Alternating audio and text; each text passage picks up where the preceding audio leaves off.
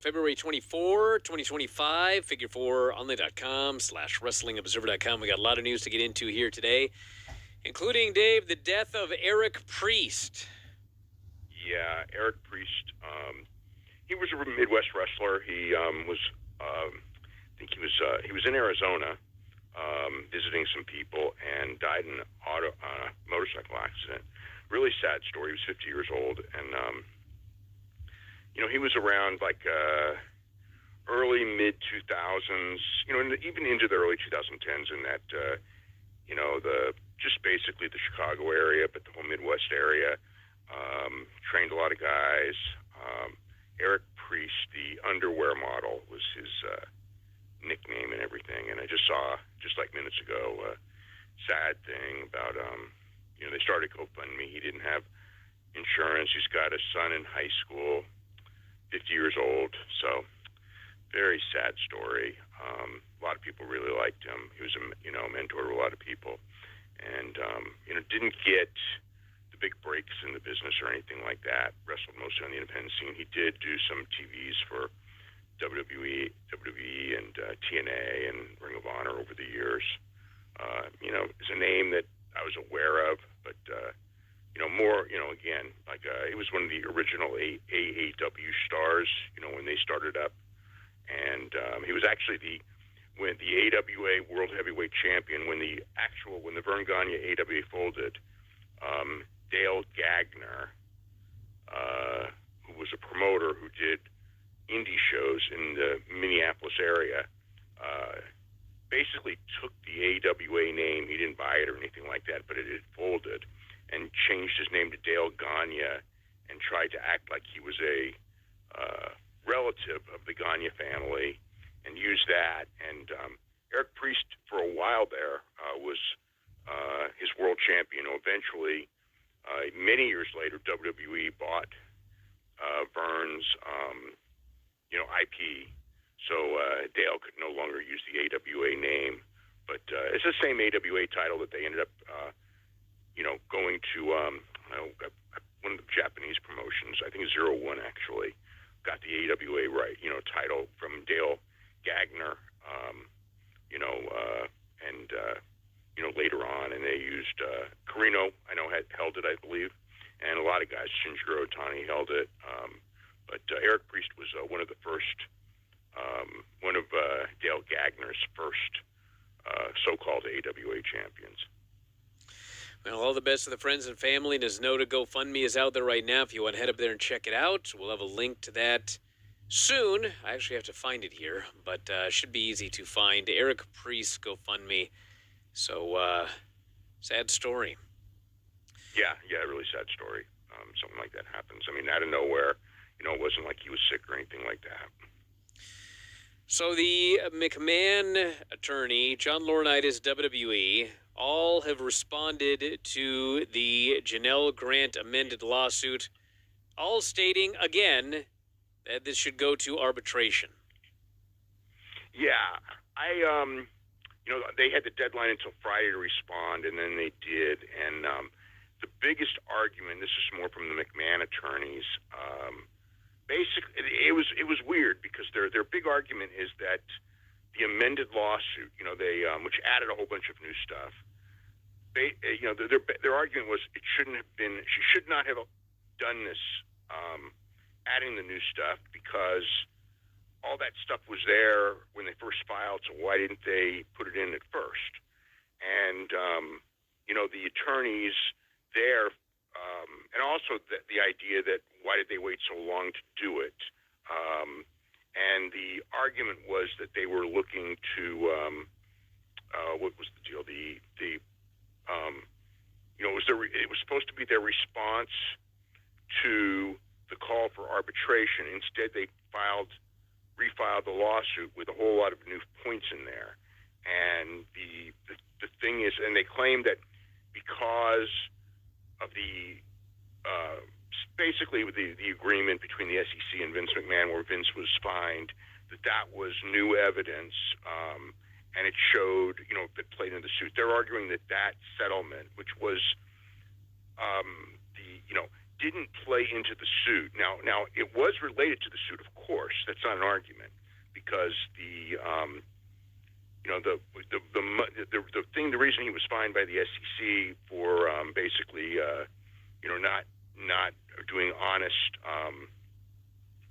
whatever it be called, the honest profit losses and things like that for the company, because the company itself never knew that he was paying these NDAs. The two big ones. The other ones were from years ago, but the two big ones was the 2019 one, which was from the woman that we wrote about a couple weeks ago. I mean, from 2005, 2006, which was $7.5 million 5-year. It was a 5-year deal, $1.5 million a year, starting in 2019. And then the other one was the Janelle Grant, which was supposed to be the $1 million, and then a series of $500,000 things up until a $3 million total, and then it would be over. So the basic gist was that the McMahon attorney said that has nothing to do with Janelle Grant's case. I mean, it does in the sense of the finances, but it doesn't in the sense of what she's suing over. That is their argument, okay? And it's an argument. I'll say that. It's an argument. Their other big argument is that when she accepted the first $1 million payment, that they said is proof that she was not coerced, that she was fine with it, and therefore, if there was a problem after accepting that first payment, it should go to arbitration, because it is very much in the NDA. It specifically says this is settled, and if there's any problems, it goes to arbitration. It cannot be sued over, and she's suing over it with the idea that she was coerced into signing.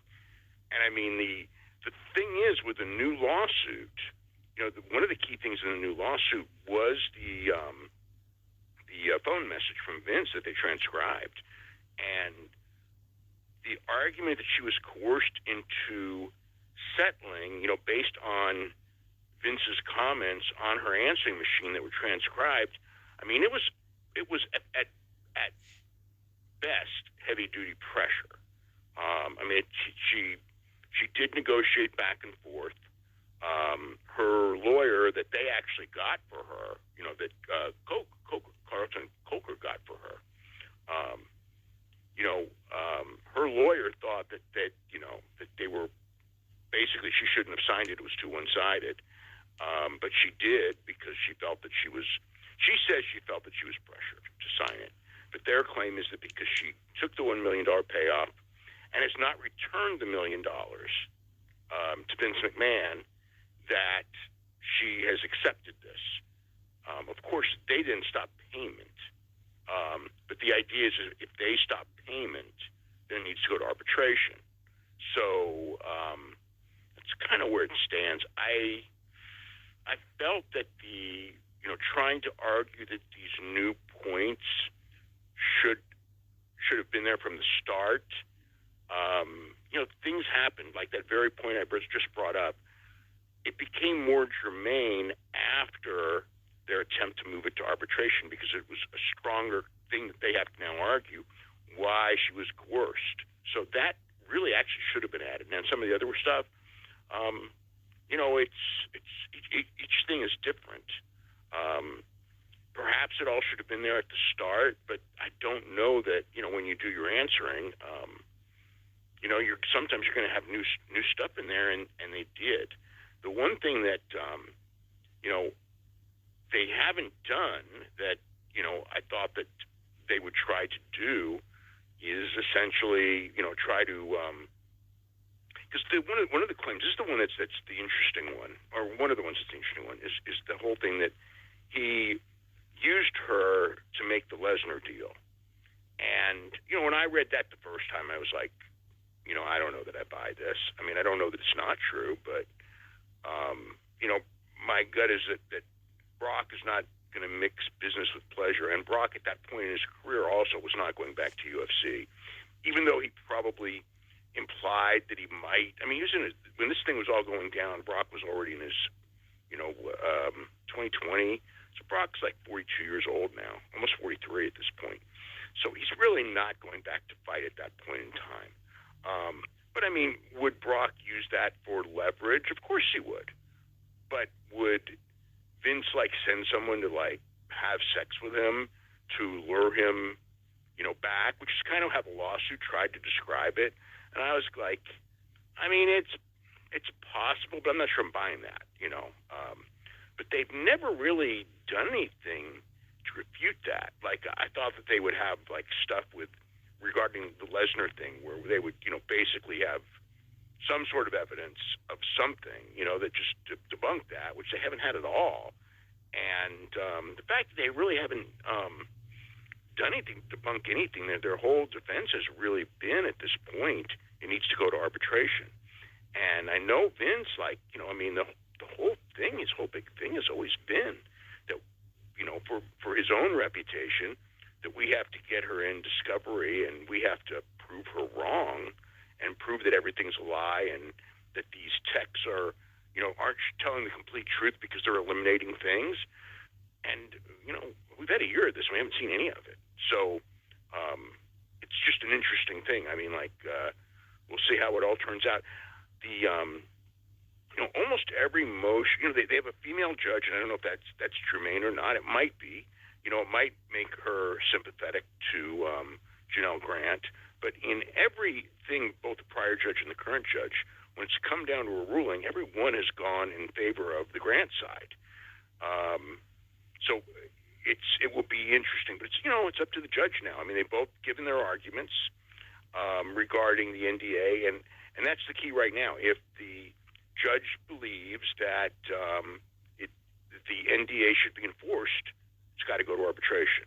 If the judge believes that it shouldn't be, then they can keep the case going and eventually go to trial or settle out of court, which would be the idea that the out-of-court settlement is likely to be higher than the arbitration, because I don't know that either side really wants the court case.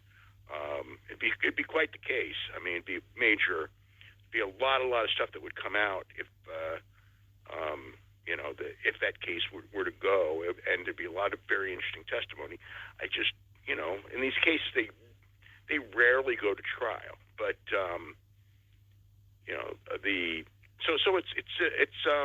it's an interesting.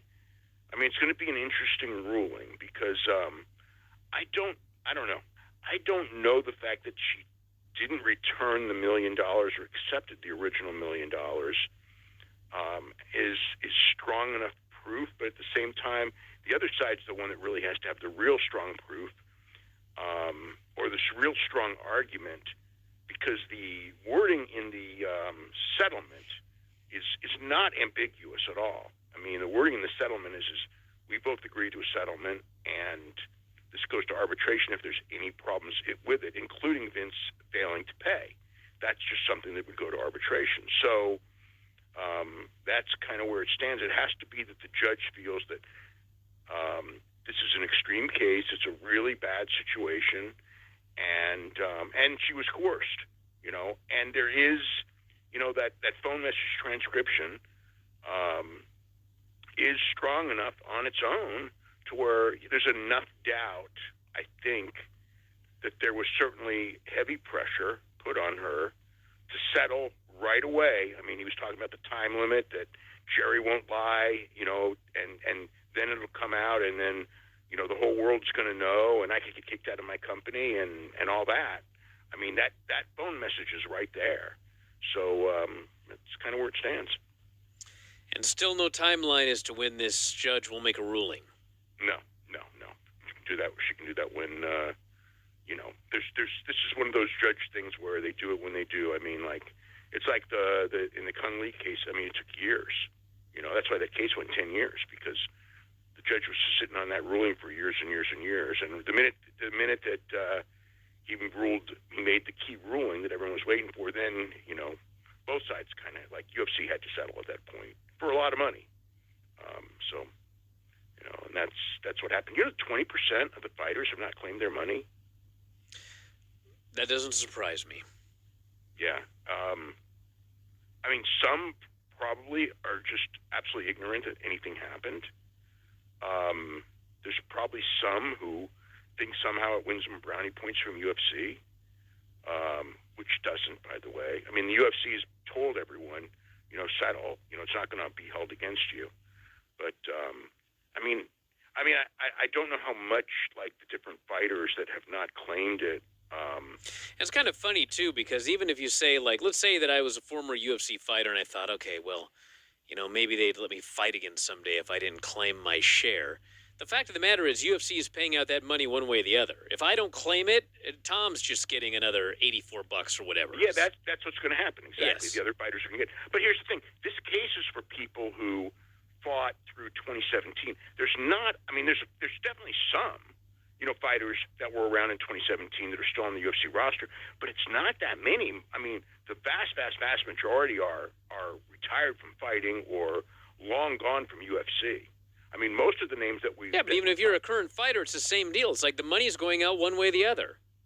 Yeah, right. I mean, how can they get mad at you for accepting the money? Because it's not like if you didn't accept it, they didn't have to pay the money. They paid the money anyway. Just get split among everybody else. Yeah. I mean, like I said, I think some of them just are people who are just so out of touch with what's going on and have no idea, even though the names are right on the list and everything. I think there's a lot of that, and I've also heard that there are fighters that don't believe it. Like, they think it's some gimmick or something like that, or I forget exactly how it was termed to me, but like, it's there's a lot of fighters that they believe in this conspiracy theory or that conspiracy theory, and they don't buy that this is legit. Yeah, well, they're not paying attention. I mean, it's interesting because Connor's name was on the list, but Connor is claiming it. He just didn't get around to when you're as rich as Connor is, and you do whatever Connor does. Sometimes, like, these things slip through your hands. Even though it's, in his case, he's claiming it's $20 million, but I know people who who actually have his exact payouts and know the the percentage and everything like that, and said it's $10 million, which basically says that during those years prior to 2017, he made it'd be a little over $30 million as a fighter, and this is another 10, roughly. Well, actually a little, yeah. I mean, it'd probably be a little over 10 because it's essentially 31.25% of what you earned. Although that's not that would be the average number. I mean, there's other clauses, not just exactly how much you earned. I mean, there's things per fight and other things, but essentially that's what it should work out to, is about 31% of what you made between 2010 and 2017. Those are the years covered. So if it's before 2010, doesn't count. If it's after 2017, it's a news lawsuit, which is the Cajun Johnson suit, which is still ongoing. And it's funny because the UFC is trying to on that suit, trying to get it thrown out of court. It's kind of like there's a precedent here, and it's the same judge as Bulwar, who's judging the Cajun Johnson suit. I know it's procedural and everything, and you're going to do it no matter what, but it's like, I don't even know why we're wasting our time going to Bulwar and trying to say you need to throw this out of court for this reason, when he is like probably the single most sympathetic person to the fighters that there ever could be. Well, we're on the subject of lawsuits, and so Ryan Nemeth has filed a lawsuit. Yes, he filed a lawsuit against AEW, Tony Khan, and Bill Brooks, a.k.a. CM Punk, for, everything that happened with him. Now, I guess the two things that I want to say, the one thing that I want to say first is that, I was aware of all of that stuff as it was going on, and he was wronged. He was wronged, okay? I don't know that means, he was wronged enough for a lawsuit. That's a debatable point. But having read a lot of the lawsuit, it almost read as comedy. And, like, whoever filed the suit and wrote the suit, it's like, it's just like you read the suit and you just go, Jesus Christ, who wrote this thing? It's bad. It's just ridiculous. So many of the things in there. It was honestly like I don't know if you ever read the full concussion lawsuit that Constantine Kairos wrote, but it's like, like that was another situation that's, they're far different, but the similarity in both cases is that there is a germ of something there. Like in the concussion lawsuit, there is something to it. He got thrown out on statute of limitations, but the writing of the lawsuit, it's like this man, Nelson Frazier, suffered, had 286 matches. He suffered concussion in every match. And it's just like, this is just, and Mr. Fuji suffered a concussion in every one of these matches. And it's just so, and it was basically, the guy took the NFL lawsuit and, almost verbatim, and then just stuck in World Wrestling Entertainment instead of NFL, and Vince McMahon instead of, whoever. And it's just like, it was such a poorly written lawsuit that even though there was something to some of it, the fact is when I read it, it's just kind of like this lawsuit's just going to be, it's ridiculous, on its surface. And no matter what the right and wrong in real life is, it's not going to go anywhere. And that's what I kind of read from this one, because so much of, essentially, like, the argument is that he wasn't used because of, Phil Brooks being, Punk being mad at him, which is true. That's probably why he wasn't used. And then he was, what happened was there was a guy who had his back, who pushed him and goes, why aren't we using this guy? So they brought him to a taping, and then Punk sees him in the hotel, the taping. Then he gets, he's flown in to the taping, and then he gets a phone call, and the phone call is don't go to the building. Go home. That's it, So that's what happened. And, so there is something there, but like he basically said that, Tony Khan hates him because he caused Tony Khan to lose Punk, and Tony Khan was in love with Punk, and blames him for losing Punk. And it's like, that's Jack Perry. You know what I mean? That's not Ryan Nemeth. Ryan Nemeth had nothing to do with Punk, and there's people who had a lot to do with Punk and AEW parting ways. And the incident with Jack Perry was the reason. And the people who again were involved in the decision making. Obviously, Tony Khan had the final decision, but it was it was the disciplinary committee of AEW. With Bryan Danielson making the recommendation. It was a legal team, an outside legal team that investigated, and it was the internal legal team that investigated. And all three of these committees all said he needs to be fired. And, Tony Khan then fired him. Ryan Nemeth had nothing to do with that, at all. So, that was there, and then they had the whole thing with the Young Bucks. He had it in 2023, and it was September of 2022. And it's like, yeah, a lot of times, you don't always remember the year if someone asks you. But if you're writing a lawsuit, getting the date of that fight is not difficult at all. You know what I mean? It's like the date is not a secret. You would spend how many seconds on Google and go, what day was All Out in what day and what day and what or just the video. What was the day of the CM Punk video with the muffins with us there, right? It's like it's going to take you 5 seconds on Google, and they had the wrong year, and it's just like, how does this happen? So it's like the thing of, when I look at that suit, it's like, geez, it just was, it read, and I haven't read the whole thing, but I read enough of it to where it's just like, if he has something, whoever wrote that suit for him, whoever his lawyer is, did a terrible job. So anyway, that's basically the story there. I don't know. Did you see any of the stuff? No, I saw basically what you saw. Yeah. Just the assault on the wrong year, and yeah, you can't make that mistake. It's just it's way too sloppy of a mistake, especially like if it was like something where sometimes like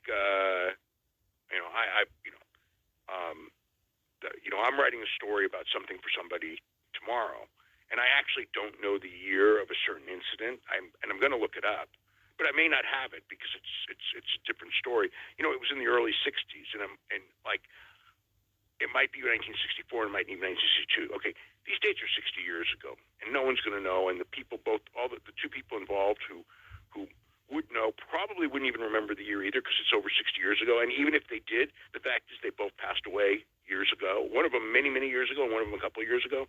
So it's kind of like, it's not like I can call them up and get it. It's not like this is an incident that was well known. It's something that I knew that one of the guys told me. So it's kind of like that. I understand that. I could have the wrong year if I put a year in, and I may not put a year in for that very reason. But I'm not doing a lawsuit, and it isn't the difference between 2022 and 2023, where if I made that mistake, that would be, kind of bad, especially if I was a lawyer and I'm filing a suit for the guy like that. He just can't make those kind of mistakes. And, I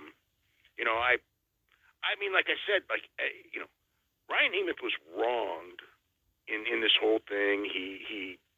But he was not a star. He was, or anything like that. And when you're not a star and a star,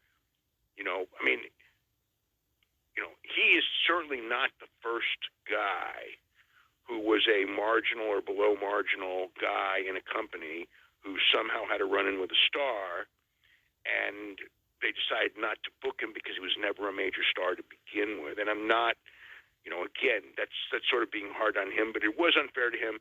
I mean, he made a tweet that Punk overreacted to, or didn't know. You could argue he didn't overreact to. You could argue that he did. The fact is that I think that most people would have blown it off, or maybe just come up and said whatever, but not like get into a situation where it's like almost a fight and everything. And the guy's sitting there, and it's like, what's he going to do? You know what I mean? It's like, if he gets into a fight, he's fired, right? Without question, he's the one fired. So you can't get in a fight. So you back down. Now you're a pussy because you back down. Then you don't get booked. Then it's time. After enough time, somebody books you. You're finally booked, and then you're told not to go to the building, and then you're never booked again. So it's kind of like, and obviously that's the reason why he wasn't used after that. But like I said, he was wronged, but he was not in a power position to where, or he was not. If he was a bigger star, would it have happened that way? No, because there were guys that I'm sure Adam Page, I'm sure if Punk had his way, Adam Page and probably the Young Bucks would all be gone. And perhaps that's one of the reasons he ended up gone and not caring, because he couldn't get them gone. So it's like, that's the law of wrestling. You know what I mean? It's like the star is, you'll protect, it's an inconsistent thing. And he, unfortunately for him, was, a lower card enhancement guy who was not getting any kind of a push, rarely getting TV time, and, ran afoul of a guy who was the top star in the company at the point when all this went down. All right, on the subject of not lawsuits, what in the hell is going on with The Rock? Wow. So, I think, again, watching everything, I have not. I mean, I don't think anyone really knows. I mean, like that he jumped on board, in the last couple days. It was not the last 48 hours, although almost nobody knew until Thursday, right? Thursday night is when people found out, or Thursday afternoon. It was Thursday, so, yeah. Yeah. Okay. So almost nobody knew till Thursday.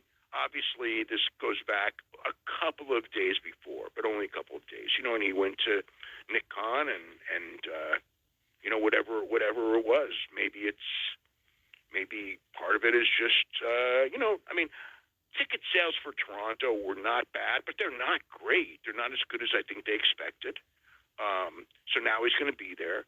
I mean, the funny thing is that to show how much, I don't even know if this would be change or just what people didn't know, but I know that in the, like 2 or 3 hours before the show started, it was basically like, he's going to do what he's going to do. And nobody's really sure what he was going to do.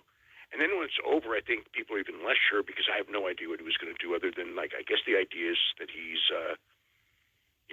going to, Cody's going to turn him down, and then there's going to be a feud. And But he's, you know what? He's not going to back John Cena, is he? She's not going to turn John Cena heel. So I don't know. Like, I don't know where they're going with this. But you know, the basic situation is that he jumped on board. He has the power to jump on board. There's a lot of people who, you know, felt that, you know, I mean, you look, you should know look, you should have watched that segment and known exactly what's going on. And as one person there told me, it's like in one segment he turned more than the Big Show did in his entire career, which is an exaggeration. But I think he turned, you know, 3 or 4 times. It was at least 4 times.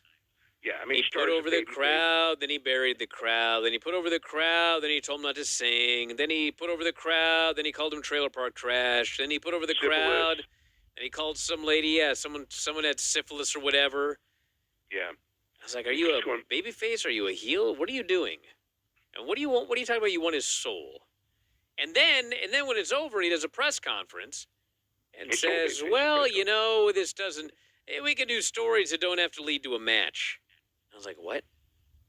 You do a story that doesn't have to lead to a match. He didn't have to have a match. So that's what I thought. I don't know that he's really going to wrestle. I mean, dude, if he was going to wrestle, he's not going to tell a story about how you can do a story without a match.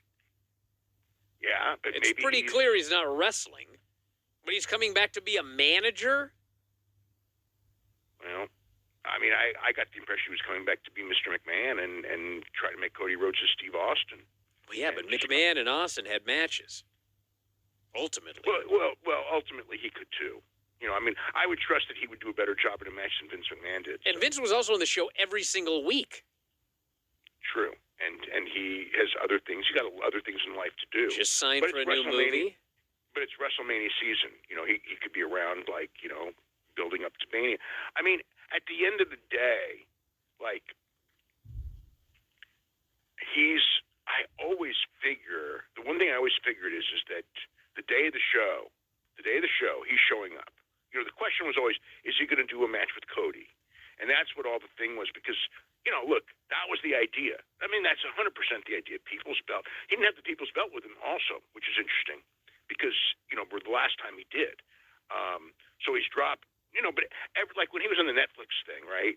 Obviously when he was on the Netflix thing, none of what he's doing now was even an idea in his head, because if it was, he'd have done something very different there than he did here, because back then, you know, it was all, you know, I love you, Cody, and obviously he killed that dead. Now he's trying to revive it in this own weird way.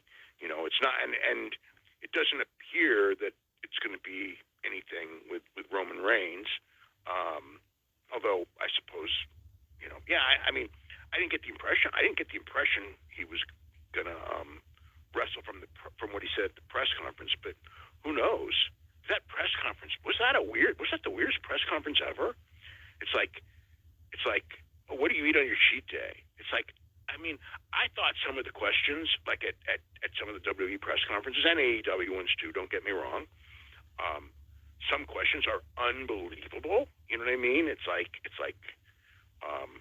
very embarrassing in many ways, how bad the wrestling press is as compared to like real sports.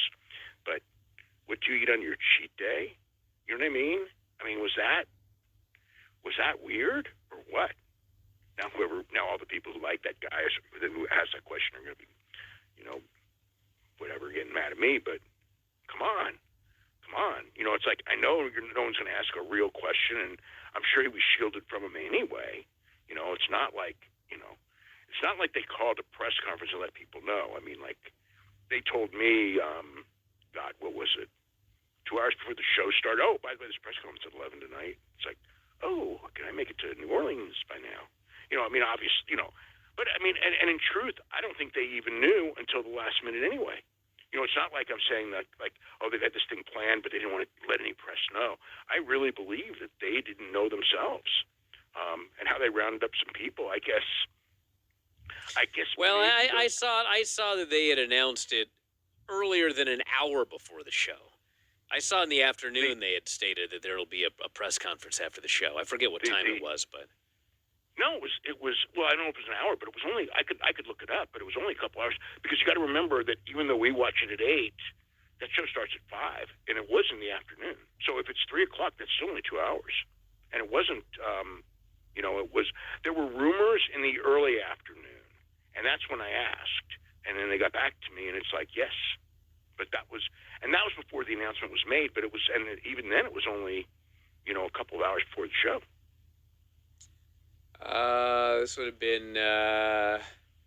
It was on our site 2 hours before the show, which would 2 mean hours. it would have been. 2 hours. 3 o'clock. Yeah. Okay, 2 hours before the show. Let's see.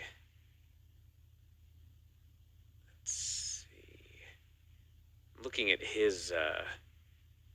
Might have been 2:19 p.m. our time, 5:19 Eastern. 5:90. Okay, so it's a little over 2 hours before the show. Yeah, 2 hours 41 almost minutes. 3 hours. Hold on, let me see. But still, it wasn't. There was not a lot of time. I'm sure he decided the day of. Okay, I got it. 1:51. So it's 3 hours. It's actually 3 hours before the show. Yeah. Yep. All right. Well, we'll talk more about SmackDown here in a minute. But first off, Clark Connor's the latest heading to AEW. Yeah. I mean, it's not like he's leaving New Japan, but he's got some free time, and he's going to be coming in for some dates. There's a lot of people. There's a lot of CMLL people coming in for the next couple of shows. Did you see the CMLL match from the Ring of Honor taping? No. Okay, I haven't either, but I heard it was really great. The one on the Thursday taping, and it was actually probably written up as like the live report we heard was of that too. So yeah, but they're bringing them in. I guess it's for California. So I think that they'll probably do something on the pay-per-view from Los Angeles. With some CML guys, maybe in a dark match or something, but or maybe something with like a Hologram and Commander in a tag team against Mordos and somebody. I don't know who, but just something. That freaking Hologram Mordos match was fantastic, though. Oh my God. We'll talk about that as well, and then Mystico. Okay, so the Mystico. I don't think that there's actually a way for him to get there. I've been like, okay, so to get to Arena Mexico on time, I mean, he can almost make. Why don't you tell everybody what he's trying to do? Well, he's flying from Tokyo to Mexico City, okay, and then he's flying to San Francisco. Now he'll make San Francisco. That's not even or Oakland. Actually, the show's in Oakland, but he'll make that show. So the Tokyo show is on Friday. The show would air at or take place. It airs. It's going to be live. So it would be 2:30 a.m. our time start, which is 5:30 a.m. Eastern. But Central Time is the key because Mexico City Central Time. So it's 4:30 Central Time is when the show starts. It will probably end at 7. He's in the main event in the last match. So if he were to leave, rush to the airport, and if he's going to Rita, which I'm almost sure he is, that's a good hour plus away from Korakuen Hall. And that's like, you can't, you might be able to like get a crazy driver and everything, but the traffic there, maybe at night it's not that terrible, but the traffic's usually pretty tough there. Bullet train is quick, but you're still talking an hour, and I don't think he's going on the bullet train. I think, but whatever. It's a good hour there. Even if they get him out and there's a flight at the perfect time, probably, like actually on Friday night and not waiting for Saturday morning, he could get there. I mean, I suppose with a miracle, leave at 8:30. But even at 8:30 a.m. Central, getting the earliest he could get to Mexico City is 9 p.m. As far as 9 p.m. Central Time, and rush him to the building. It's like I don't know. The show ends at it's the show usually ends, and if he's in the main event, that could be 9:30. If they rush him there and he goes in, doesn't warm up and everything, so it's pretty ridiculous. I've never heard of somebody, because usually, first of all, the key is they usually leave the next morning when the wrestlers. If you're on your last show is on a Friday. It's well, actually, I think I've got my dates wrong because I think the show is on a Saturday, so it actually had to be Coliseo because Arena Mexico would already be over. But I mean, the point is could he get there? No, wait, I'm all screwed up. The last show is a Friday. No, okay, so yeah, because it's Thursday, Friday are the two Corrigan shows, so it's like he could get there maybe. But I don't know that usually it's almost an impossible thing. But getting to San Francisco, I mean, if he's going to San Francisco and not Mexico City, he should fly to San Francisco. That's an easy one. There are many guys who have wrestled on a Friday night or a Thursday night or whatever in Japan, and then the next day wrestled in not just the West Coast, but in the even in the East Coast for that matter. You can make that work. That's not, and they've done. Hulk Hogan used to do the one day, and then he could go to Minneapolis or Chicago, San Francisco. He's done all that. I mean, and that's real. You can do the next day, but the same day, I don't think I've ever heard of anybody pulling that one off. So anyway, I don't think, I mean, I've had people just say there's no way he can do it. I think it would be close to impossible. I mean, everything would have to work out perfectly, and even then, I think he's late. So, I don't know. We'll see. But he can make the Oakland show. That's not going to be an issue. All right, we spent a lot of time on his travel plans. We got 2 shows here, but first off, quick ratings note. Well, the SmackDown ratings will come out tomorrow. But it was mixed. I mean, there was I saw the Netflix thing, and placing wise, Canada was down, Mexico was up, UK was down, Australia was down, and New Zealand was up. So, I thought with Dwayne and everything, it would be, way, way, way, way, way, way up. And it may be, I mean, as far as the American rating goes, we'll get that tomorrow morning. It should be, I mean, it'll be up from last week, almost. I mean, it's on a U.S. basis, because last week was lower than usual, I think because of the NBA Celebrity All-Star Game competition was probably the reason for that, and Bailey being in it. I think that's why last week was a little bit down from usual. So this, I'm sure it'll be way up from last week, but will he do a number like he did last year, on when he did last year? No, of course not, because they're not on Fox. But he should do, he should do the biggest number. It's Dwayne. He should do the biggest number that SmackDown has done, since it moved back to USA. He should. I think there's a good chance he will, but like I said, the signs internationally, where it's on Netflix, are mixed, which shocked me. I thought it's going to do killer numbers, all over in these other countries, and it's like I said, some places up and some places down. All right, we got to get going to these shows here. SmackDown, I thought, was a pretty lame show. I tell you what, I thought it sucked, actually. There was a lot of wrestling that wasn't particularly good. No. There were more botches, really like the kind of botches that you rarely see in WWE. There was a handful of them. It wasn't like I'm talking like 1 or 2. There was many during different matches. So I thought, and none of the matches, there wasn't one match on that show where I watched and I thought like this is particularly good. It felt like a bunch of average matches. The promo segments I didn't really get a great promo segment either. The Dwayne thing obviously was the big part of the show. That was the big thing. And, his delivery is fantastic. But it was, the only thing I could say about that segment was it was weird. It was very weird. He's going face to heel. The crowd, which of course went absolutely nuts when he came out. By the end, like they were going like, "What the fuck is this?" Like, you know what I mean? Like they were genuinely quiet. And then when he left, with his music, it was like you would expect like this big ovation. There was nothing. It's like, and then Cody, like, I don't know. I know one person there who said that they thought that he really diminished Cody. And I wouldn't say like, and that's probably an exaggeration in the sense of, I don't think he diminished him in a way that is significant.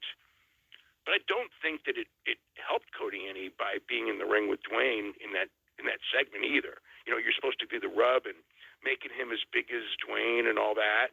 And I would think that that's probably the goal, but I don't think that goal is achieved either. Well, it opened up with Nick Aldis telling Cody that he was out of the main event because The Rock wanted to see him later on, and Cody said, "You're pulling me from a 6-man that you advertised?" So that is in fact what happened.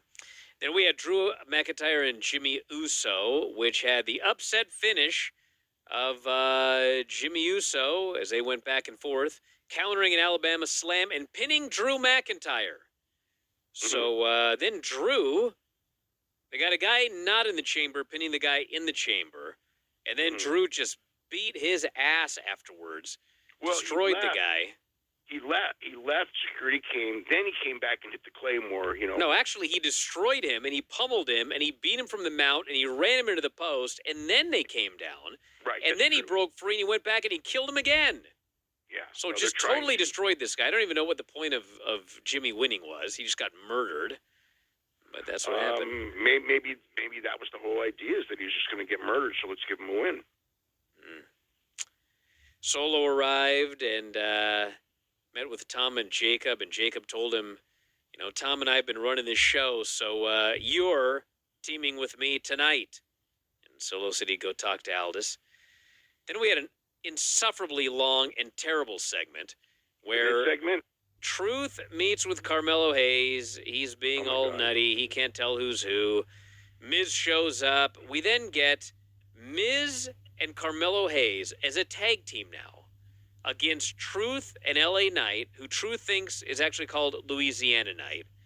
Total Vince McMahon segment. Bunch of stupid comedy. Truth thinks he's teaming with Miz, even though he's not. And Nakamura interferes. He attacks LA, but he doesn't actually touch him, and LA still gets posted.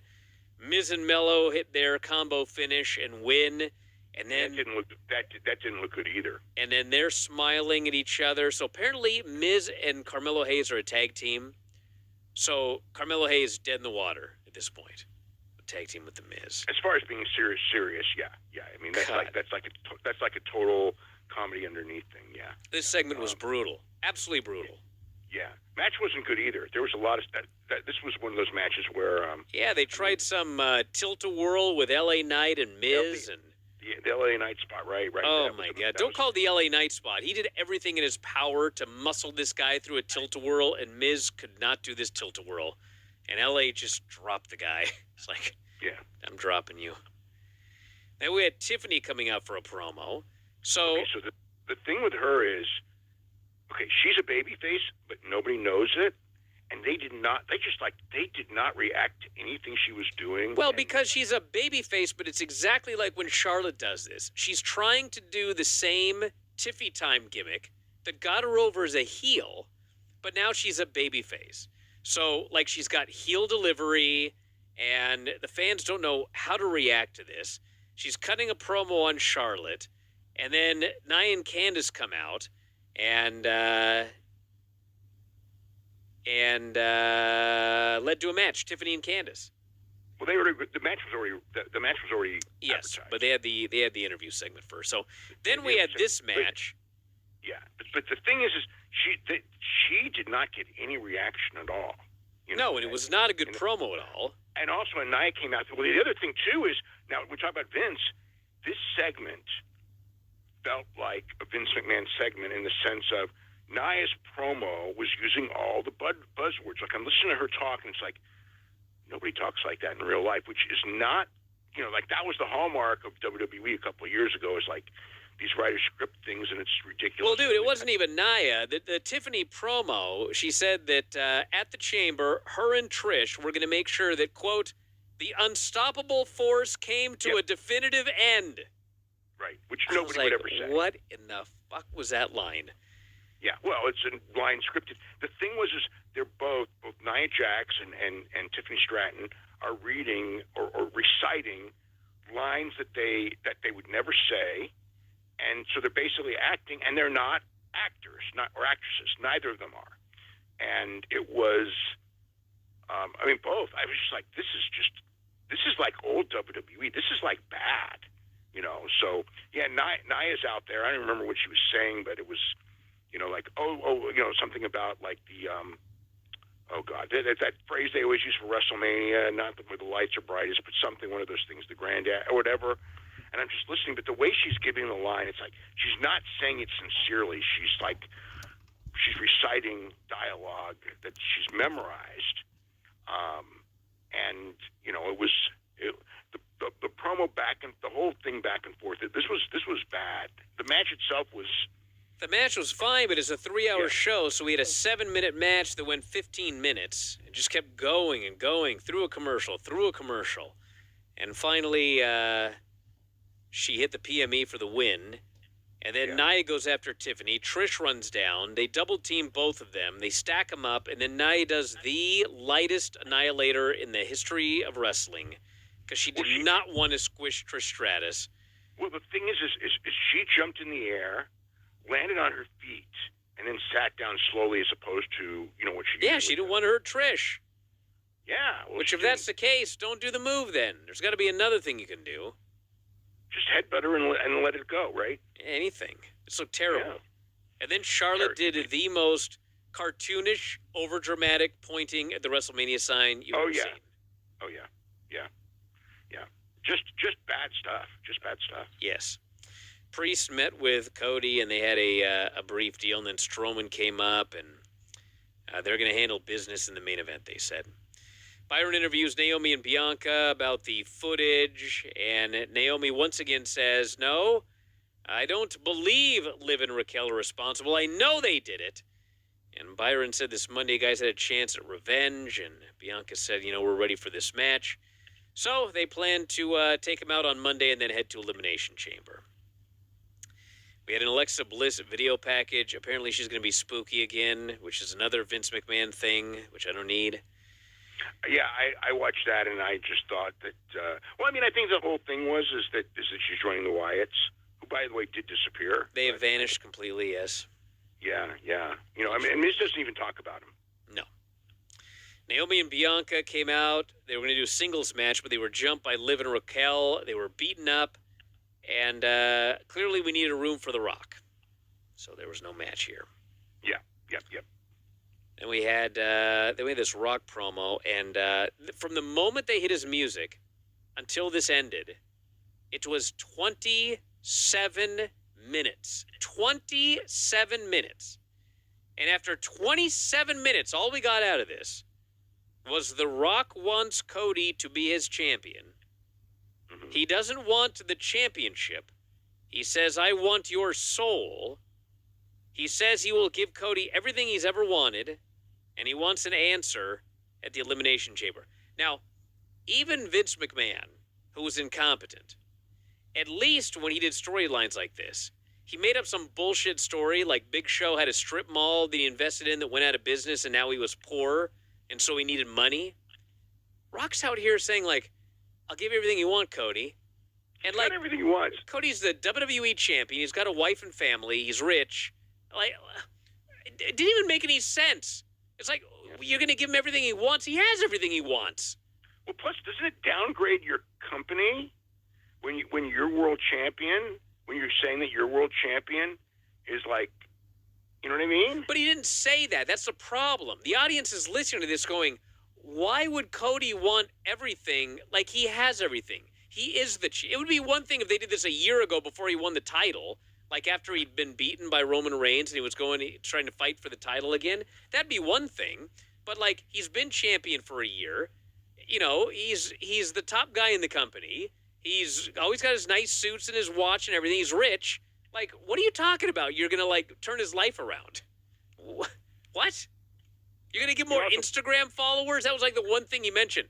I'll give you 500 million Instagram followers. It's like you're going to sell your soul for a bunch of people on Instagram? That's it? That's all you have? So I was baffled when this was over. The crowd was baffled. I mean, the least he could have done is that I'll put you in movies. I'll put you I'll put you in my movies. Even though that's bullshit, at least you could say that and go, oh, okay, being a movie star at the level of The Rock is more lucrative than being WWE champion. We know that. It is, but then you risk the people turning on Cody because it's like they don't want guys leaving to go make movies. Yeah, but he's going to say no anyway. Well, I guess he could say no. That's true. Yeah, but I mean, like, at least if you threw that in, you would have something tangible. Yes. And that took all of 15 seconds to think of. And then the other thing he said was, he gave the dates for next year's Mania, and it's going to be the Superdome in New Orleans. And so, like, he's out there as the TKO executive announcing WrestleMania for next year as a babyface. Then he's, going back and forth, and him and Cody were drinking tequila after the Netflix thing, and their parents are friends, their moms are friends, and their dads are friends, up in heaven, and they're both children of wrestling, which they are. They do have certain things in common, and he wants his soul. He wants to be the God. Well, it's the Godfather, right? So then I've sat through this insufferable show, and then we get DIY and Pretty Deadly, and Street Profits just run in for the disqualification. Yeah, like, just a couple minutes in, right? God, like how many run-ins? We had a run-in and a run-in and a run-in and an interference and a run-in. Street Profits destroyed them, and then the Motor City Machine Guns run down to make the save. They get their ass kicked in a fair fight. Yeah, so basically, Street Profits destroyed all the other three teams. Yes. Yeah. The one positive is the Street Profits look like monsters. The negative is every other team look like absolute geeks. Yep.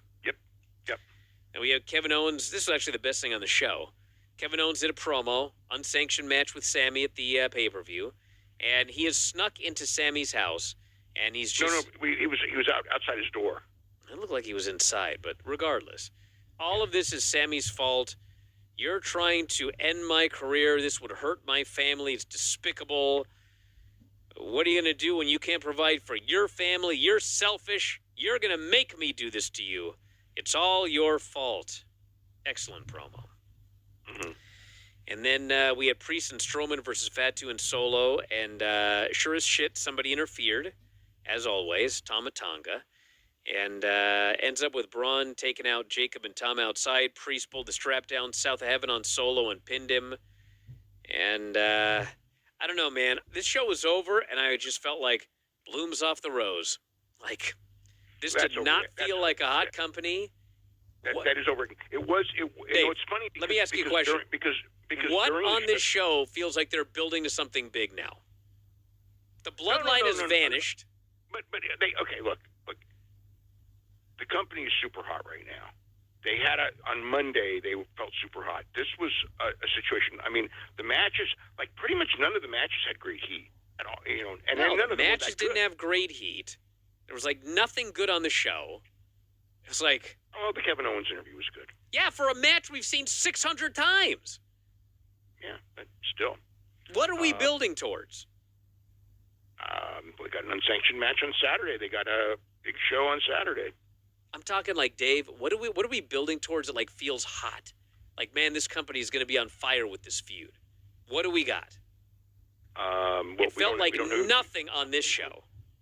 Nothing from this show, but Gunther and Jay's done well. They're going to start coming out of the chamber with, whatever they're going to do with Roman and Cody, and I mean Roman and CM Punk and Rollins. Just Mania season in and of itself is strong. I don't know what they're going to do. The Rhea Ripley match, I still don't know, but we'll know that one. Cena going for the 17th championship. Look, Mania is going to be strong no matter what they do. I mean, but this was, I will say, like, this show was like it was reminiscent of like all those bad AEW shows. And there really haven't been that many bad ones, but there have been some bad ones this year. And this was reminiscent of them, but even those shows had far more heated wrestling. I mean, that's the one thing is like there was no heat, and I watched the AEW show where it's like this one, whatever the attendance was, 9,000-10,000 people or whatever, and there's not much heat, and then the AEW show in front of 3, with and not just 3, but this is hour 3 or 3.5 and 4.5 of the show because they started 2.5 hours earlier before the collision started, and this crowd is still 3 times as hot with 1/3 the number of people. Well, we'll talk about that, but I will say that I'm trying to think of a worse SmackDown in years. Like, I don't know about years, but this was not a good show. Find me the last one that was bad as this, because this was a flat-out bad show, and we haven't had a lot of, like, bad WWE shows in a long time. We had boring shows, nothing happened in shows, but this was bad. This was a little bit sloppier wrestling, but it did feel like a lot of the 3-hour Raws, and that wasn't that long ago when we stopped the 3-hour Raws, but it felt like one of those 3-hour Raws, where it was just it's way too long and not enough. And I mean the whole thing, but like again, they had a whole show done. I mean, they had a whole show done, and it wasn't this. And then they, had to scramble the day of the show and change everything. And sometimes when you change everything, a lot of times when you change everything at the last minute, maybe that's why it felt like a Vince show. The whole thing got changed at the last minute. It's not as practiced. The lines, things change, your timing changes, and shit happens. So, yeah. All right, so we opened up the Collision show, and this show did have great heat, although I will say this opening segment where Tony's doing an interview and Mariah attacks her and drags her out in front of the people and cuts a promo, this crowd was silent for this segment here. And she said, "Look what you made me do. Never knew how to write an ending. I'm going to write one for you in your own blood."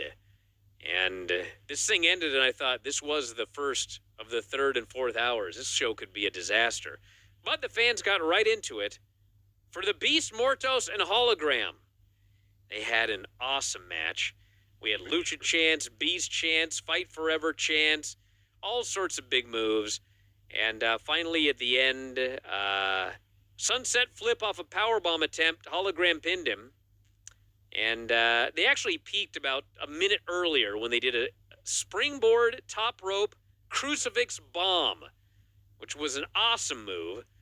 But Mortos kicked out of that, which pissed off JR. You could tell on commentary. But it was a very, very good TV match. Great TV match. It's a great match. The other thing, too, is, in that awards and everything, the guy who should have been most underrated was Mortos. He certainly should have been up there. Well, more than anybody else. I mean, Takeshi's at least getting a big push. I mean, Mortos, genuinely, like, everyone knows he's great. Like, everyone knows. Every serious fan of the company knows. He comes out. He gets a great reaction. He's got a great, the gimmick. The look of the gimmick is great. His work is incredible. He makes everybody look better than they are. I mean, and everyone knows it. He just always loses. I mean, that's the gimmick, is that he's so good at what he does that, like, you just put him in the ring with guys that you're trying to get over, and he gets them over. Like, Hologram, man, that guy, like, he makes Hologram look so freaking fantastic. But it's him. Not that Hologram isn't good. He's very good.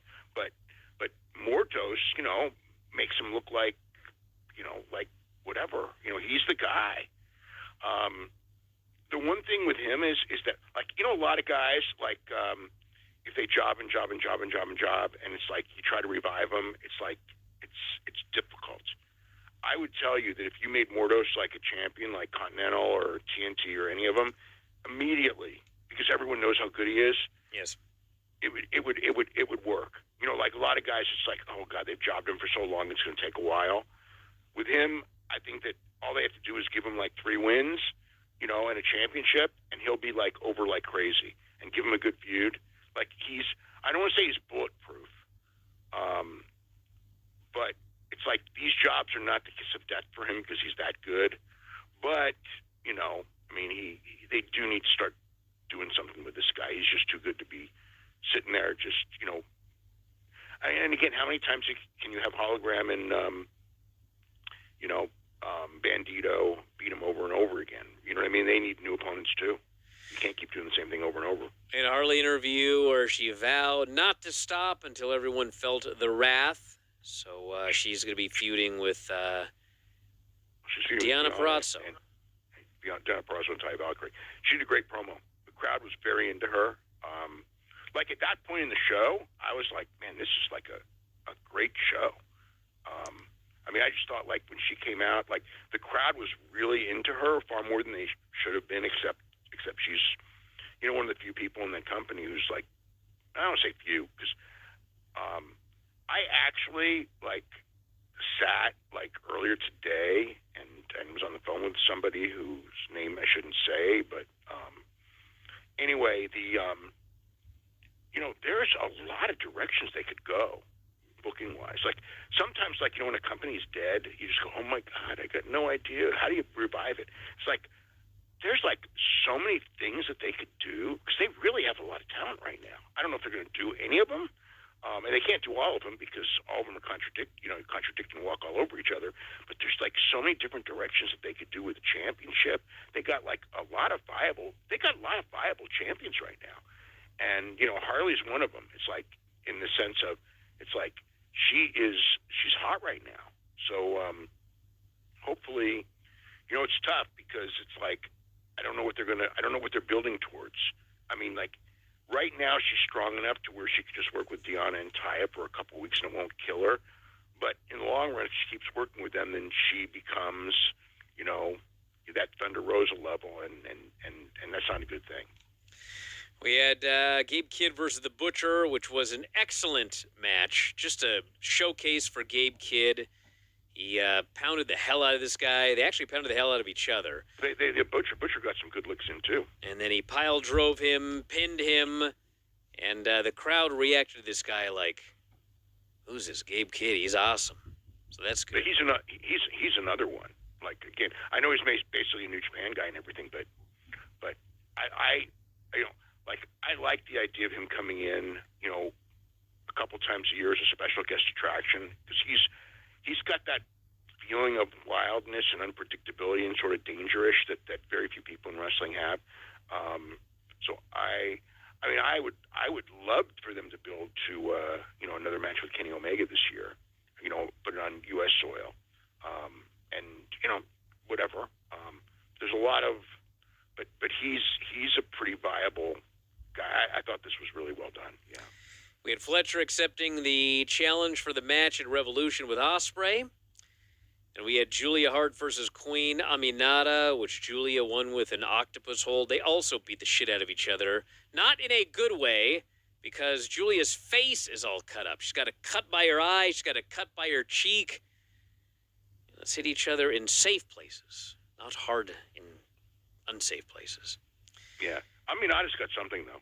She's not quite ready yet, but she's someone who they should probably send her to Japan for like a couple of months. She'd probably come back because she's a great athlete. You could tell just by her movement and everything for how many matches she's had. She's like way better than she should be. She's got a good look too. But I think that like if they did that for her, just get like a lot of them, they need the ring time. But there's a lot of potential in her, and and Julia's kind of a star. People react to her pretty good. They like her. They see her as somebody. So it's the women's division in AEW historically has not been particularly strong, and I think it is easily its strongest it's ever been right now. We had Archer and Cage dragging two bodies to the ring, and they beat him up, pinned him, called out the Hurt Syndicate. MVP comes out, and he basically says, you just beat some job guys. Like, that's supposed to scare us? Next week, you take on a real team, and then we can talk title matches. So next week, it is the Murder Machines against the Outrunners. Yes, in Oakland, yes. Which I think is the only match announced for that show. We had a recap of the Thunder Rosa segment, that debacle. And then Thunder and Statlander. Did you ever hear what that was? I have no idea. Okay. I've asked and nobody's given me a good answer, so I have no idea either. Thunder and Statlander said the next time these bitches laugh in our faces, we'll swing on them.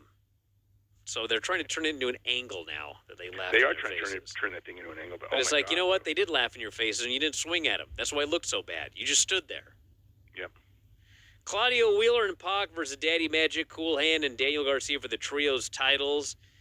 We had Pac putting the brutalizer on Cool Hand for the submission. And they keep pounding on him afterwards. And Undisputed runs down, and they break it up, clear the ring. Cole and Garcia have a stare down. Moxley and Marina then come through the crowd. Copeland's music hits. Moxley freaks out. Copeland comes out, gives Pac 2 concertos. And Moxley sold this bigger than he has sold anything since winning the title. And Copeland is now taking out the Death Riders one by one, leading to the pay-per-view. And we, in fact, have 3 shows left to take out the next 3. Yeah. I will say that when I look at the lineup for this pay-per-view, both the stuff that's announced and some stuff that's not announced, but might be there, including like I mean, they did tease Cole and Garcia. Now, when they'll do it, I don't know. It could be the pay-per-view, but it is really, this pay-per-view actually, as just a wrestling show. There's going to be a lot of great wrestling matches on the show. I mean, as far as finishes and where things go, it's that's different. But just like you look at like MJF and Hangman and Takeshita and Omega and Fletcher and Ospreay and Copeland and Moxley and Mariah May and Tony Storm. I thought they had a great match in Australia, and coming back with that again, Mercedes and Momo. I mean, it's technically going to be a very good match. I mean, I don't know if the crowd will get into Momo or not, but wrestling-wise, that's going to be a great match. I mean, this is a really, Cole and Daniel Garcia, if they do that match on this show, that's a big one. I'm guessing they're going to do, it is L.A. I mean, so, again, logic would tell you they're probably going to do a big lucha match there. They should. So, and I don't, they got so many people they could choose from for, on a pay-per-view. I mean, they could bring in, whoever, right? I mean, they got Commander and Hologram and Bandito, and they could bring in Mosquera Dorado or Ultimo Guerrero or Cavernario. I mean, it's like there's so many people that they could get, like, and they only need like 4 or 6. So that's another great match. We had Brody King killing Max Caster. I actually like that. I thought it was really fun. And Brody King's another one. Just great talent. Then the main event was Chris Jericho and Bandito for the Ring of Honor title, which was an excellent championship match. And it was good enough that early in the match, the fans are chanting, "Please retire" at Jericho. And then about 5 minutes later, he hits a DVD spot for a near fall, and the fans actually chanted Jericho's name. And we got "This is awesome" chants, Bandito chants. They fought up top, and we had a crazy SOS fall-away slam with a full flip, which I don't even know how he got over on that one, but Bandito did. And finally, he goes for the 21-plex, but Jericho counters it into a front-rolling cradle and pins him clean. Yep. So he retains the title. I thought this was a great match. And this Bandito, man, he can get this crowd going. What a babyface this guy is. Well, think about this. This match was 4 hours and 15 minutes into the show. Yeah. Yep. And it ended up having great heat there at the end, and thought it was an excellent main event to cap off a very good edition of Collision, which murdered Smackdown this week. For those of you keeping track. They're not in competition, but Collision was a far better show. Yeah. I mean, we'll see. I mean, obviously from an AEW standpoint, I mean, look, they really had a good month, a really good last month across the board. I mean, there was one of the Dynamites I didn't think was particularly good, the one where was one old person after another. But for the most part, I mean, the recent ones have been good. And the collisions have actually been like, I think it's like 4 or 5 weeks in a row where the collisions have been really strong. Starting Jacksonville, right? I mean, pretty much every collision from that point on has been really strong. And this one was one of the better ones. Obviously, last week was the best one. I mean, that'll probably be the best collision of the whole year. All right, before we go on Raw Monday, we got Bianca and Naomi versus Liv and Raquel for the tag team titles. We've got Lyra versus Dakota.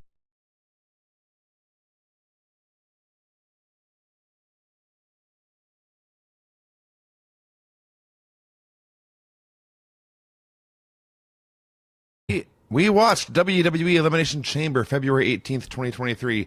It was not just a show. It was not fine. This was a memorable show for a bunch of reasons, actually.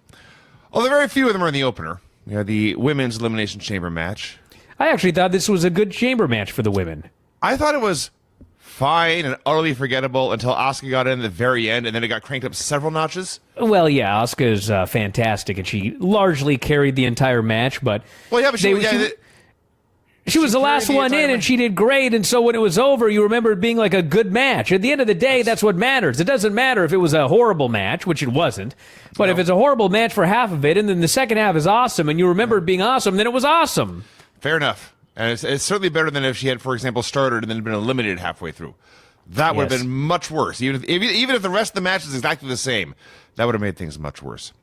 So we get Liv Morgan and Natalya to start, and they're trying to do a super violent chamber match, but they can't do any blood.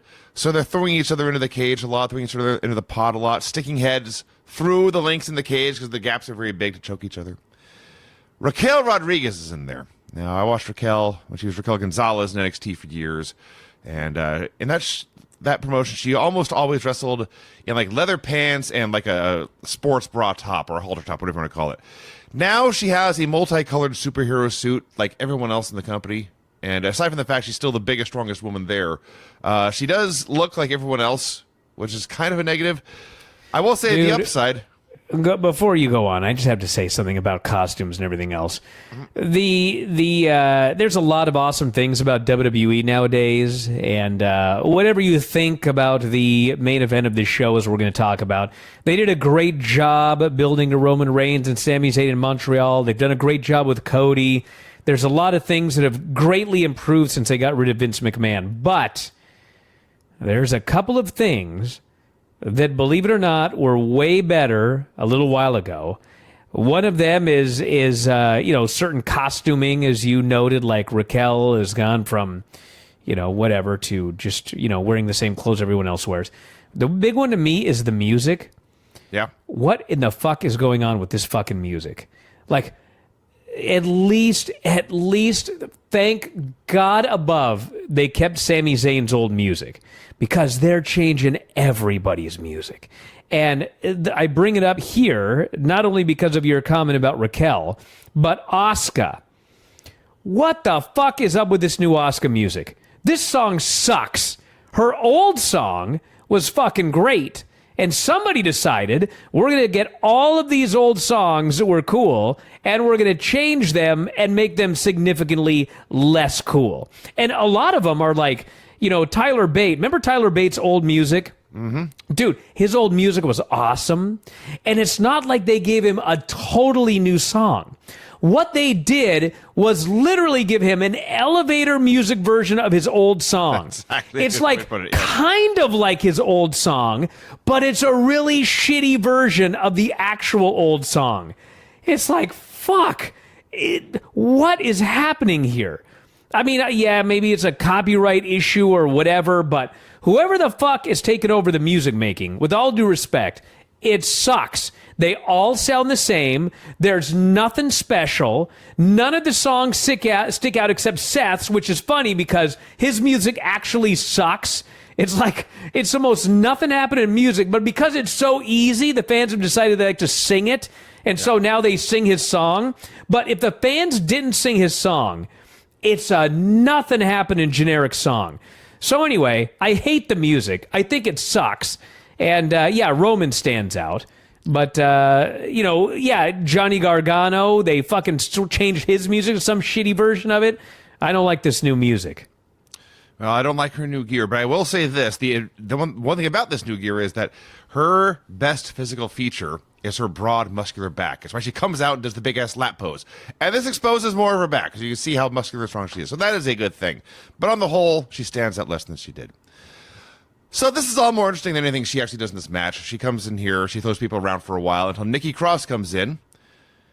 She was wrestling for the first half in like a robe. I guess her entrance robe. She just wore the thing in her pod for 15 minutes. And then climbed up on top of a pod. Finally took it off to fire up the crowd. It does a big dive off of it, and everyone just lays around for a while.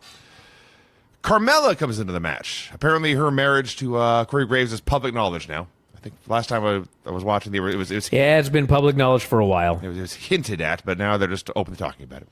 So she's in there to try to steal some pins. She's taunting Asuka, and then when Nikki goes after her, she tries to hide in a pod. So Raquel breaks the pod using Nikki as a weapon, and they're showing a bunch of replays.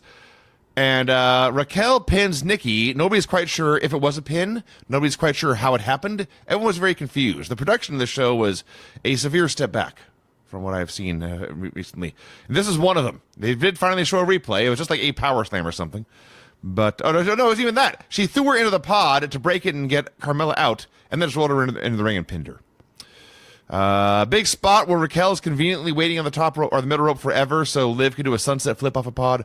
Big, huge spot, not even elimination. And finally, Asuka comes in. She is the last one of the match. And as we talked about, listen, I like all these women. I especially really like Natalya and Raquel. But Asuka is on such another level. Like, she's so good. It's unbelievable. Yeah, she's so good. I don't want to say she makes everyone else look bad, but she kind of makes everyone else look bad because they're not as good as she is, clearly. I would not say that she makes everybody look bad, but when you watch her, you realize, oh my God. And you know what? She was coming off an injury. And sometimes people come off an injury and maybe they're gun shy or whatever. And it's not like she's in her 20s. I don't know how old she is, but I think she's in her mid 30s. And man, she came back from that injury. And she has never been this good in WWE. She was not this good in NXT. She was not good when she first came up to the main roster. Her work is so... Someone says she's in her 40s. Is that true? She's in her early 40s? That's almost physically impossible. 41. She's impossibly great. Impossibly great. And every match she has had since coming back, like, she's not just... It used to be she was like the best person in the match. But since she's come back, and this is not any disrespect to the other WWE women, because a lot of them are really good, but she's miles above everybody. I don't know how. I don't know why. But it's like, we were doing predictions for the show, and, I had to do a prediction for this match, and my prediction was Asuka. And it wasn't because of any booking or anything like that. It was, well, Bianca Belair is going to defend against whoever wins his chamber. And by far, by miles, the best working woman in this match is Asuka. She is the one that I want to see against Bianca Belair at WrestleMania. And sure enough, apparently I wasn't the only one who thought that because Hunter put her over. Yeah. So when she gets in, actually, I guess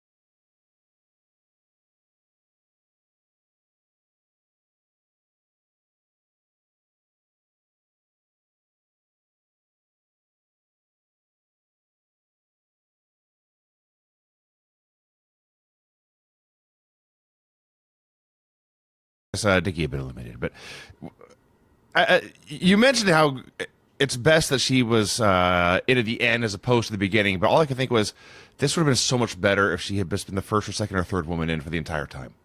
But they saved her to the end, and it's better than sticking her at the beginning. So the easiest pop you could possibly do for the opener of this show here in Montreal is Natalya taking one of these replaceable women, doesn't even matter who, putting them in the sharpshooter and tapping her out clean in the middle of the ring. Easy peasy. So she grabs Liv Morgan, and she sinks in that sharpshooter and sinks it in tight. And I typed in, Natalya taps out Liv with a sharpshooter, huge pop. And look at the screen, and Liv's fighting, and fighting, and fighting. Asuka finally joins in. She puts in some wacky arm hold. She's going to tear her arm off as well. And Liv is fighting, and fighting, and fighting. And finally she blacks out to the pain, and the referee calls for the bell and is eliminated. Huge boos. And immediately then, Natalya puts the sharpshooter on Asuka, but Carmella kicks Natty in the face and pins her. So in the end of this match, nobody is submitted to the sharpshooter. And there was no reason there was that she could not have submitted Nikki Cross with the sharpshooter. Or Liv Morgan, or Carmella. Well, at least with Liv, it's like they're trying. I mean, they want her to be like one of their main event women. And so it was like, well, she's got to submit, so we'll have two people putting her in a hold, and she passes out instead of giving up, because a good babyface never gives up, brother. But they didn't want to do that, so... or that's what they did. They didn't want her to submit. So, but they could have had Nikki Cross submit. There's no reason Nikki Cross couldn't have submitted. They could have a Carmella submit, but I guess maybe that would have made her husband mad. I don't know. So, especially by the way, I watched this show. The first half of it I watched Sunday morning. The second half I watched Sunday evening. I was traveling on Saturday, but it would be one thing if the finish to the show was Sami Zayn winning with a sharpshooter. Spoiler: it wasn't. So there's no reason Natalya couldn't have tapped out one person in this match just to make the crowd happy for 5 seconds. So let's see. At this point, it's down to 3, and Carmella and Asuka realize Raquel Rodriguez is still the giant Rodriguez. She is still an issue. They double-team her, kick her to death, and do a double pin on her.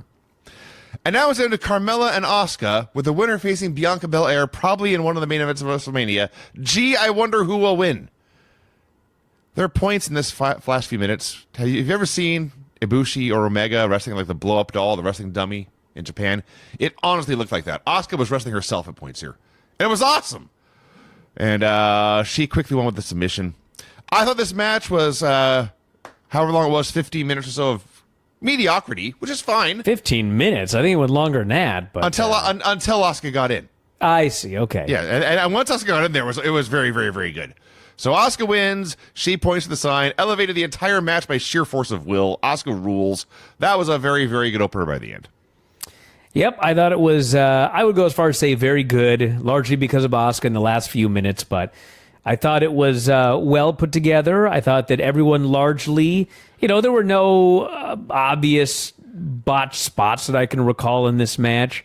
And they worked hard. They did their usual crazy stuff. The fans were into it. I would overall give this a pretty hearty thumbs up. Oh, easy thumbs up. Bobby Lashley versus Brock Lesnar was weird. Really weird. I will say that I also did a prediction on this match, and I did predict that they were going to do some sort of screwy finish, because I figured there's one of two things that's happening right here. Either, well, actually, on Friday... Well, anyway, I thought they're probably going to do another match at WrestleMania, because everyone is saying they're not going to be doing Brock and Gunther anytime soon. So if you're going to do another match with these two guys at WrestleMania, you have got to have some sort of screwy finish. Of course, then you don't watch SmackDown. On SmackDown Friday night, fucking Bray Wyatt and Uncle Howdy are out there. I heard there was a challenge or a warning issued.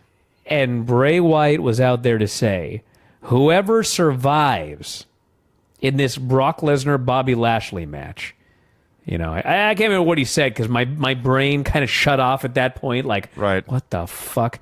So, here's the thing with this Bray Wyatt. I think this gimmick sucks.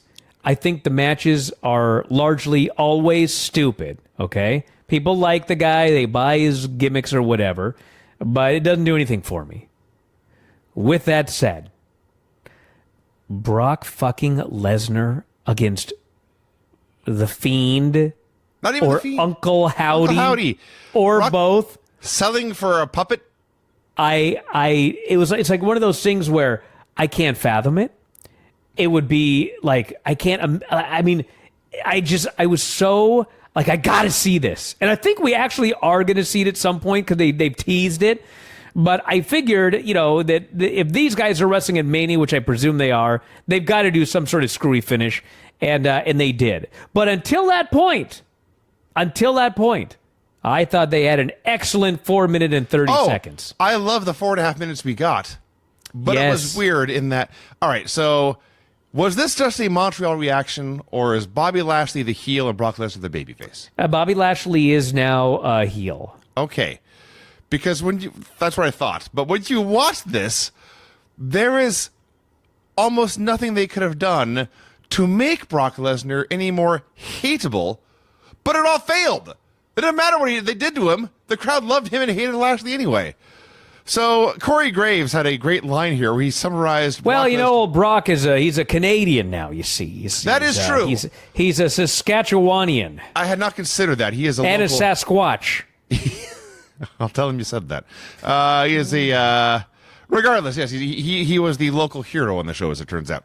Yes. As Corey Graves pointed out, Brock Lesnar matches, you start with the heavy artillery. You know it's going to end with a spear or an F5, and you just enjoy it while it lasts. And these two big monsters go to town.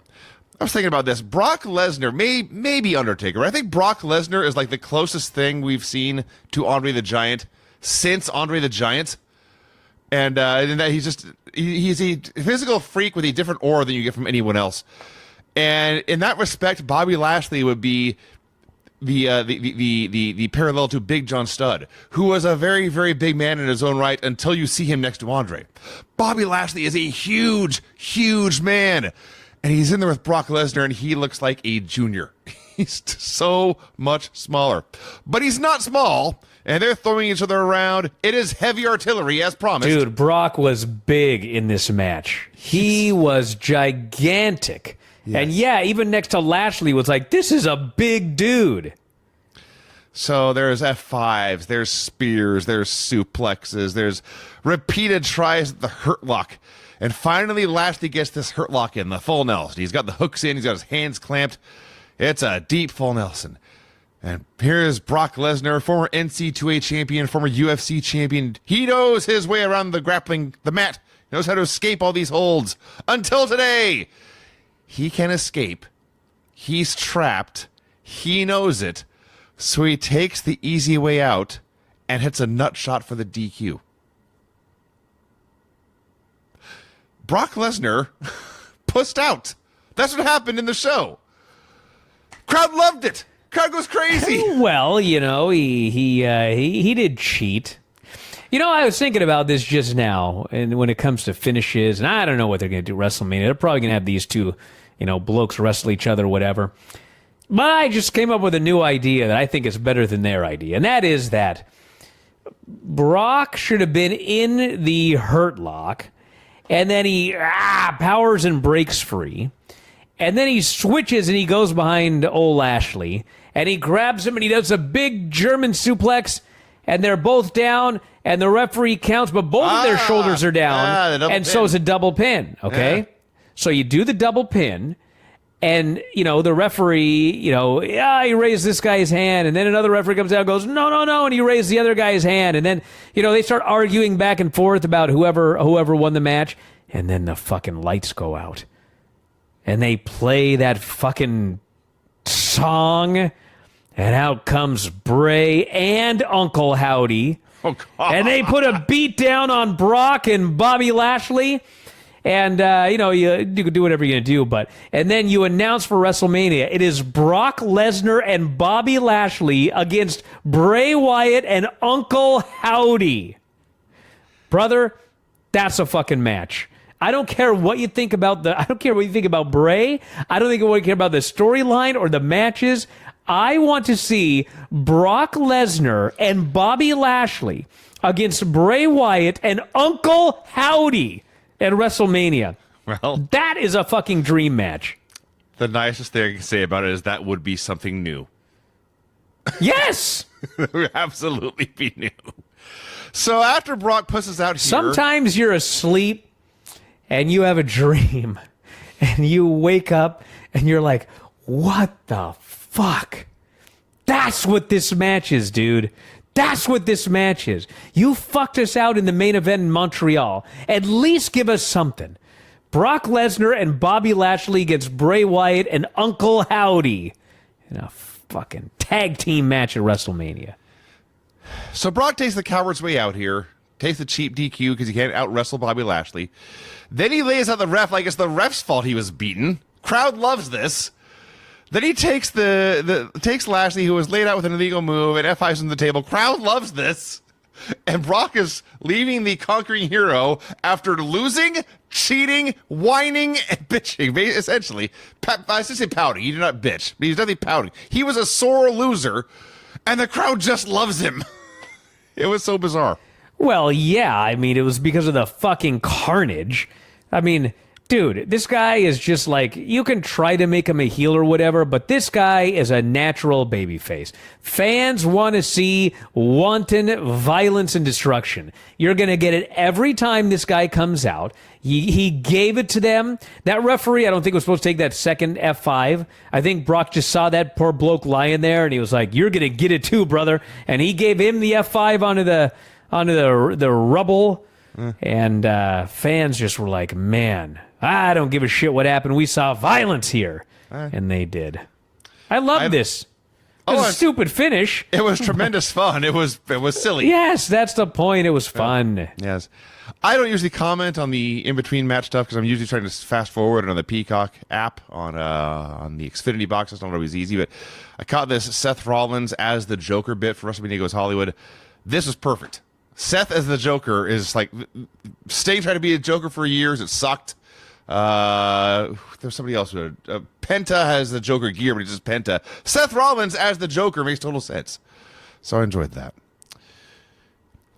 Yeah, well, I wish he'd just be the fucking Joker again instead of this Joker half-ass character that he's doing right now that you're the shit out of me. He basically is. Just let him go all in on the Joker. He is basically in, like, gimmick purgatory, where he started to turn into the Joker and got halfway there and just stopped. That's basically what he's done. Finn Balor and Rhea Ripley versus Edge and Beth Phoenix. This is long. It was very sloppy in spots, but I really, really, really liked it.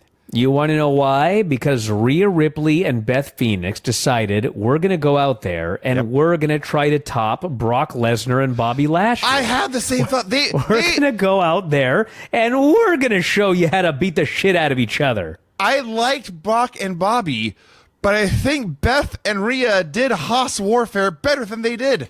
Oh, they did Haas Warfare all right, because the other two guys had 4 minutes, so it was just big move, big move, big move. There were 3 fucking F5s and 3 spears in 4 minutes in that match. Yeah. This, they had to put in time. And so they could do the spot where one, boom, it's a clothesline and the other one stands there. Boom, it's a clothesline and the other one stands there. I mean, they did a good job. I thought that they really, honestly, stole the show in this match. It was great. great. The fans saw Edge as the biggest star by miles because, man, they hit that guy's music and he was so over. And they said he hadn't wrestled in Montreal in 17 years. And, he was good and Finn Balor was good. But, I mean, it was like they were secondary to Beth Phoenix and Rhea Ripley, who I thought were great until Beth fucked up that pin breakup. Beth fucked up there. She was late to break up a pin. That was bad. And there was a part which got booed. The fans booed. But it was really bad. It was really bad. But it was Edge that got saved. But they were booing that the ref should have counted 3 on Edge in this match. She was so late. The ref had to just.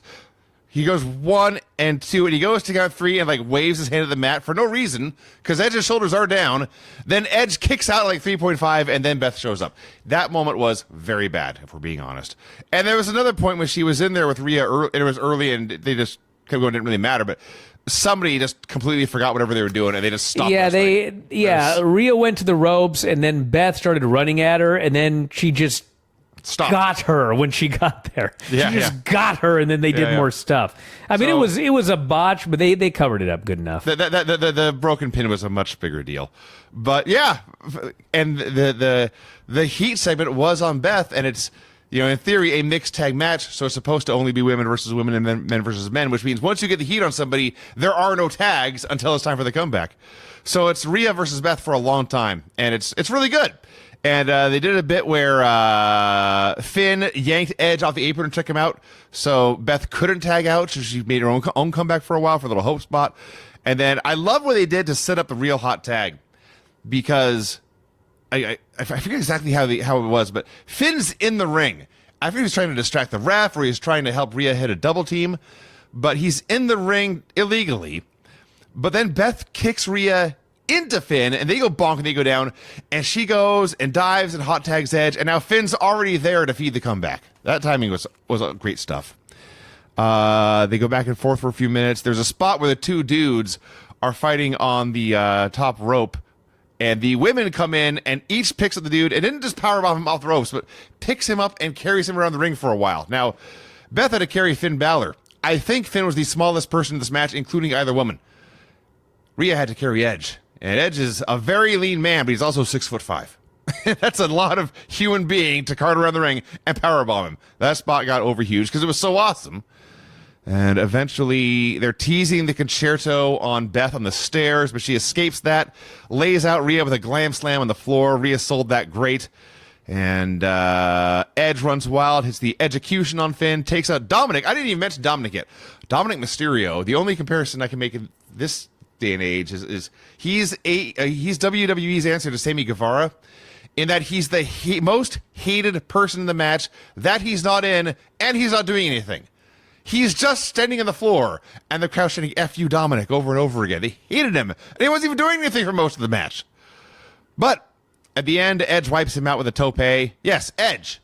I think he's 48 or something. But, he's like 48, 49 years old. Yeah, it's a big tope on Dominic Mysterio. Well, first time in 17 years in Montreal, but if I had as many injuries as that guy's had, I would not have done that move. Fair point. But he did it, and he pulled it off. He gets to the ring, goes to the spear, gets sling bladed or slung blade or whatever the past tense for that word is, but pops up out of that, gets the spear, and then Edge and Beth, this is odd, they hit the Shatter Machine, which is what the announcers called it, and they got the win. Yes. All in all, this was great. This is my second favorite match of the show, and I really, really enjoyed it. Yep, thought this was a very fun match. There was good wrestling in it. I shouldn't say it was a star-making performance because Rhea's already a star, but man, I thought she looked great in this match. And Beth looked great, and everything clicked. Crowd was awesome. Another big thumbs up. All right, so this is the point in the show where I had to take a break for a few hours, and I came back to finish it later. Maybe that's why. Maybe it was going on earlier, I didn't notice, but it's time for the men's chamber match. And maybe it's just me, but the camera work and direction in this match was horrendous from the start. It starts with Johnny Gargano and Seth Rollins, and they're just doing very basic lucha wrestling, leg sweep, make a cover, roll out, leg sweep, make a cover, roll out. And there's 1,000 camera cuts and zooms for this very basic stuff. I don't know why. And it kept going. It gets worse as we'll get into. But very distracting and detracting from the match was the production here. The other issue, and well, I guess we'll just get to the end here because it's part of it. This is the U.S. title chamber match, and the star power sucks.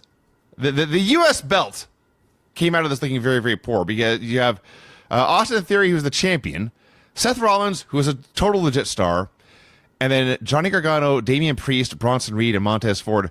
I love those men, all right? Those guys are all great. I have no problem with them as people or as characters, but they are not big stars on the WWE roster. So the only guy who could be a star here and like carry this U.S. title is Seth Rollins, and it comes down to him being the last guy in the match.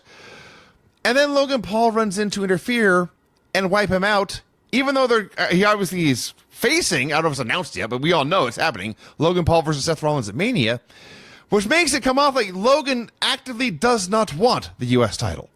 So the champion got buried. The entire U.S. division, finger quotes, got buried. It's what WWE booking has been for a long, long time. They always do this. It's more important to screw the guy and stop him from getting the title, even though in theory, if Seth was champion, then Logan would get a title shot. He'd rather not have the title shot. I don't know. It drives me nuts. But they've done it forever. So, Johnny Gargano. I would say that you're in the minority on this